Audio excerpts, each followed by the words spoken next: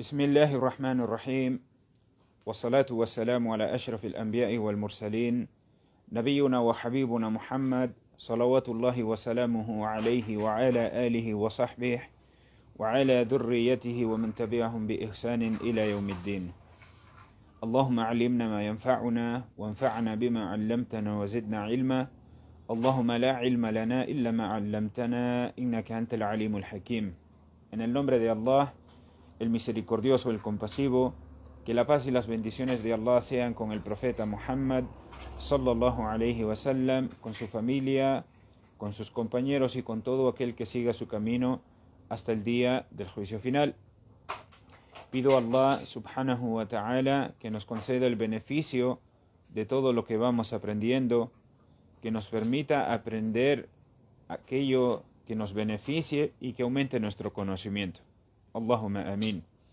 Bienvenidos hermanos y hermanas a una breve transmisión más sobre la explicación del libro Atar al-Majalis, la fragancia del saber, la fragancia de las reuniones de aprendizaje. En nuestra última clase hemos empezado a hablar sobre las condiciones del salat. Condiciones del salat parte 1 podemos llamar a la clase anterior que tuvimos, ¿sí? Eso lo hablamos en la lección anterior. En la lección anterior, repito, hablamos sobre las condiciones de la oración y hemos mencionado algunas de ellas, como por ejemplo mencionamos entre las condiciones para la validez de la oración, mencionamos el Islam, que la persona tiene que ser musulmana para que la oración sea considerada válida. La oración de un incrédulo, por más que la realice, no es considerada válida, ¿sí? La cordura, ¿sí? La cordura es otra de las condiciones para la validez de la oración. El discernimiento también. El bebé no están obligados a realizar la oración hasta que alcancen la edad del discernimiento. Y el tiempo. Habíamos mencionado que para que una oración sea válida es necesario que se haga dentro de su tiempo. Allah alabado sea dice: Inna salata kanat ala al-mu'minina kitaban mawquta. Por cierto que las oraciones se han establecido para los creyentes en tiempos determinados, ¿sí? Bien, otra de las condiciones, y continuando con el tema del día de hoy, otra de las condiciones para la validez de la oración es cubrir el aura. Cubrir el aura con una ropa que no trasluzca la piel, una ropa que no sea transparente, una ropa que no sea apretada, ¿sí? Una ropa que no deje ver la piel ni forme el cuerpo. El aura, en el caso del hombre, es desde encima del ombligo hasta debajo de la rodilla. Este es el aura del hombre. Desde encima del ombligo hasta debajo de las rodillas. Lo cual quiere decir que el hombre debe cubrir el ombligo y debe cubrir las rodillas. Tanto el ombligo como las rodillas están dentro de lo que se considera el aura. Esto es en el caso del hombre. En el caso de la mujer, todo su cuerpo es considerado aura. Todo su cuerpo es considerado aura durante la oración, a excepción de su rostro y sus manos, ¿sí? Aunque lo mejor, ¿sí? Repito, en el caso de la mujer, todo su cuerpo es considerado aura durante la oración, a excepción de su rostro y sus manos, aunque lo mejor es cubrir sus manos, ¿sí? Lo mejor es cubrir sus manos. Y si se encuentra frente a hombres extraños, hombres que no son de su familia, hombres que no son considerados maharim, ¿sí? Y los maharim son aquellos hombres de su familia con los cuales tiene impedido contraer matrimonio, ¿sí? Si se encuentra frente a extraños que no son maharim, entonces la mujer debe cubrir todo su cuerpo, ¿sí? Algo importante a mencionar es que algunos hombres que visten pantalones cortos, bermudas, ¿sí? O otras prendas, o visten los pantalones en sí mismos, los pantalones, pero son pantalones bastante pegados o bastante o cortos, digámosle así, ¿sí? O camisas o camisetas cortas, ¿sí? O cualquier otra prenda, dejan a la vista parte de sus muslos o o la parte baja de sus cinturas cuando realizan su salat, ¿sí? Repito, algunos hombres suelen vestir pantalones cortos o cualquier otra prenda que dejan a la vista parte de sus muslos cuando se inclinan o la parte baja de sus cinturas, ¿sí? Ahora, esto se considera parte de su aura. Tanto los muslos, que obviamente están encima de la rodilla y tal como he mencionado, el aura del hombre va desde encima del ombligo hasta debajo de las rodillas. Entonces, si uno deja ver los muslos, está descubriendo su aura. Si uno deja ver la parte baja de su cintura, está descubriendo su aura. Y por lo tanto, su oración sería inválida. Su oración quedaría inválida. ¿Sí? Su oración sería inválida si un hombre descubre la parte baja de sus cinturas o descubre sus muslos al momento de inclinarse, ¿sí? Asimismo, quien viste prendas que traslucen lo que hay tras ellas, ¿sí? Si una persona viste prendas que dejan ver la piel, quedando a la vista el color de su piel, ¿sí? Una ropa transparente que al usarla se ve la piel, se ve el color de la piel de la persona, de la misma manera está invalidando su oración. Esto es importante que lo entendamos, lo reflexionemos y tomemos conciencia de que si nosotros descubrimos nuestro aura durante nuestro salat está quedando invalidado. Es importante que reflexionemos en esto. Y esto va dirigido para los hombres en particular. Hombres que utilizan pantalones cortos, hombres que utilizan camisetas pegadas, y a la primera inclinación queda a la vista su cuerpo. Tomen conciencia de esto, hermanos y hermanas. Recuerden que el salat es lo primero por lo que nosotros vamos a ser preguntados. Y si nuestro salat está mal, todas nuestras demás acciones estarán mal. Si nuestro salat está bien, todas nuestras demás acciones estarán bien. Y puede que nosotros pensemos que estamos realizando el salat como corresponde y todas las oraciones que estamos realizando están invalidadas, ¿sí? Otra de las condiciones para la validez de la oración es la purificación de ambos hadath.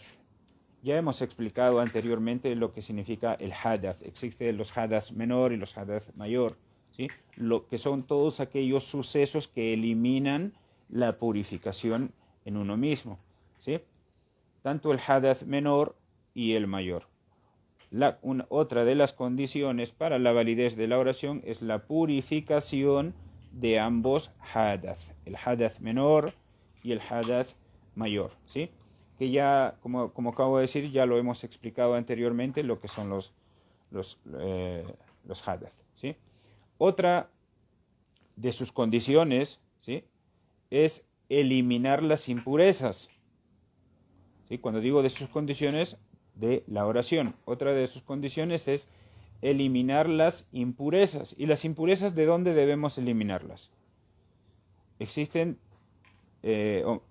o mejor dicho, las impurezas nosotros debemos eliminarlas de 3 lugares: de nuestro cuerpo, de nuestra ropa y del lugar donde vamos a realizar nuestra oración. Eso también lo hemos explicado anteriormente, ¿sí?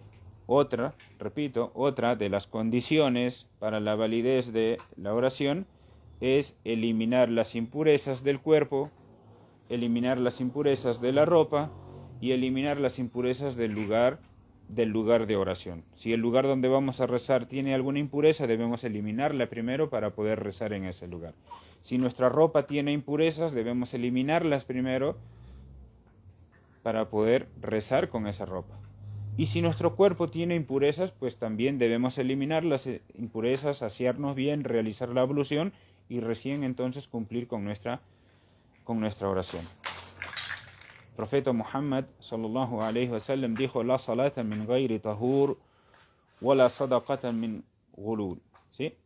No es válida la oración sin purificación, así como tampoco es válida la caridad realizada con un dinero prohibido. ¿Sí? Entonces, quien encuentre una impureza sobre sí mismo, como acabo de mencionar, después de haber finalizado la oración, o sea, antes de haber empezado la oración, tiene que eliminarla. Sí o sí tiene que eliminarla. Pero quien encuentre una impureza sobre sí mismo, quien encuentre una impureza sobre sí mismo, después de haber finalizado la oración, ignorando u olvidando cuándo sucedió esa impureza, ¿sí? Repito una vez más, la persona que encuentre una impureza sobre sí mismo después de haber finalizado la oración, ya terminó su oración, dijo assalamu alaikum, terminó su oración, y cuando ya terminó su oración encuentra una impureza sobre sí mismo, ¿sí? Pero ignora o ha olvidado cuándo sucedió esa impureza, su oración se considera válida. Su oración se considera válida, con la condición de que al finalizar la oración, repito una vez más, su oración se considera válida siempre y cuando lo encuentre al finalizar su oración y la persona ignora o haya olvidado cuándo sucedió dicha impureza. Si es consciente de ella durante la oración y puede quitársela de encima sin descubrir su aura, entonces deberá hacerlo y continuar con su oración. ¿Sí? Espero que esta última parte haya quedado clara, porque es importante. Si yo voy a iniciar mi oración y tengo una impureza sobre mí mismo, o una impureza sobre mi vestimenta, o una impureza sobre el lugar, antes de la oración debo eliminarla. Eso está claro. Yo ya empecé mi oración. Primera situación, termino mi oración, salamu alaikum, y veo una impureza sobre mí mismo. Pero ignoro cuándo sucedió esa impureza, he olvidado o lo he olvidado, en este caso mi oración sigue siendo válida.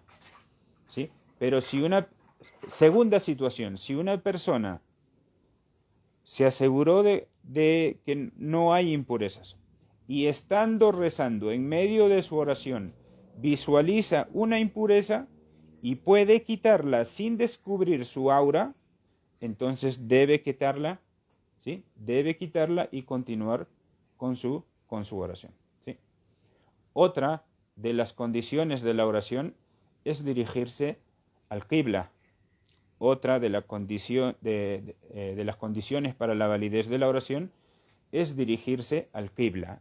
El Qibla es la dirección hacia la mezquita sagrada en la Meca, ¿sí? El Kaaba, ¿sí? La dirección hacia el Kaaba. El Kaaba está en la mezquita sagrada, en la ciudad de Meca, que es la Qibla, la dirección a la cual se dirigen todos los musulmanes del mundo. Si yo sé hacia dónde se encuentra el Qibla, la dirección hacia la mezquita sagrada, y rezo hacia otro lado, mi oración no es válida, ¿sí? Y otra de las condiciones es la intención. Otra de las condiciones es la intención. Intención que se debe formular en el corazón, ¿sí? La intención se formula en el corazón. No está legislado que se deba pronunciar. Y eso también sucede en algunos lugares, en algunos en algunos casos se ha dado que las personas pronuncian su intención. Lo pronuncian de tal manera que aquellos que están a su alrededor lo escuchan y dicen voy a rezar el Dohor. En distintas lenguas, pero lo dicen. Voy a rezar el Dohor. Y eso no se debe pronunciar. No está legislado en ninguna parte de toda la Sharia que el orante pronuncie su intención para realizar un rito de adoración determinado. Como he repetido en algunas clases, la única situación o el único acto de adoración en el cual está legislado que la persona pronuncie su intención es en el Hajj y la Umrah, cuando llega al punto conocido como el Miqat, a partir de donde está obligado a vestir, o el Ihram, o a partir del lugar de donde va a adoptar el estado de Ihram.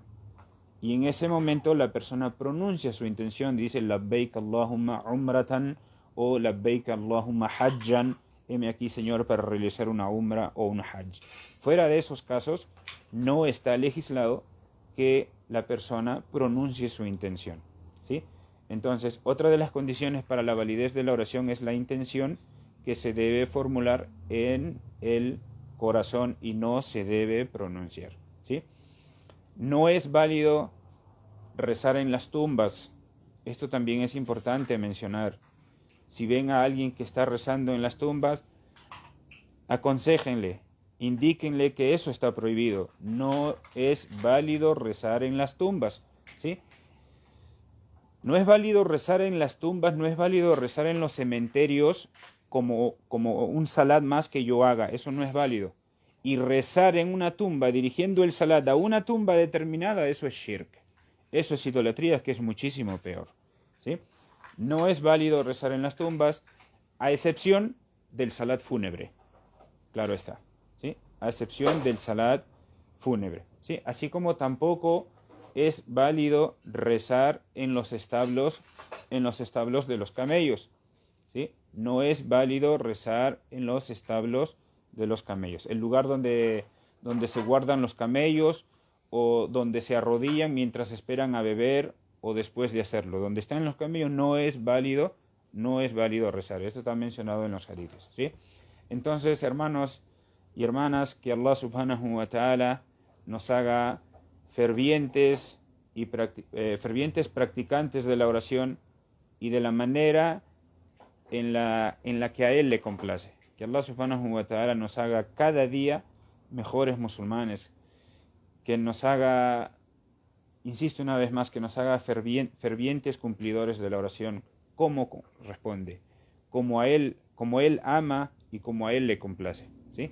En este punto nos detenemos. Recuerden, haciendo un resumen de la clase anterior y la clase de hoy, condiciones para la validez de la oración, el Islam. La persona tiene que ser musulmana, no es válida la oración del incrédulo por más veces que lo haga. La cordura, para que la obligación sea válida y sea considerada obligatoria sobre una persona, la persona debe estar cuerda, ¿sí? El discernimiento, para que sea válida, los niños ya tienen que llegar a la edad del discernimiento. Antes no es obligatoria. Y si lo hacen, no es válida, ¿sí? El tiempo, cada una de las oraciones tiene un tiempo determinado dentro del cual se debe realizar.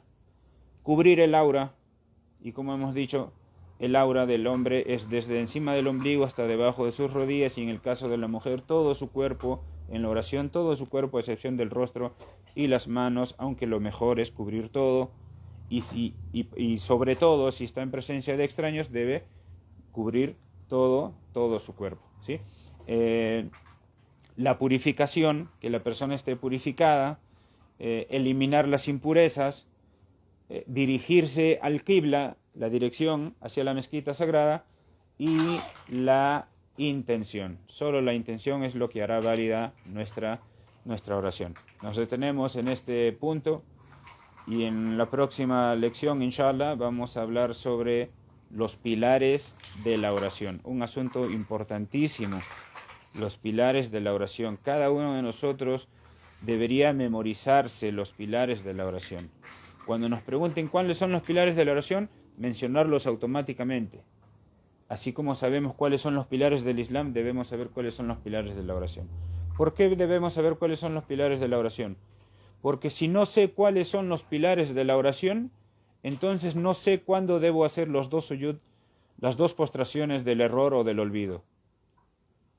Y eso es lo básico, lo mínimo, obligatorio que cada uno de nosotros debe saber entre los asuntos relacionados a su oración. Barakallahu fikum, hermanos y hermanas.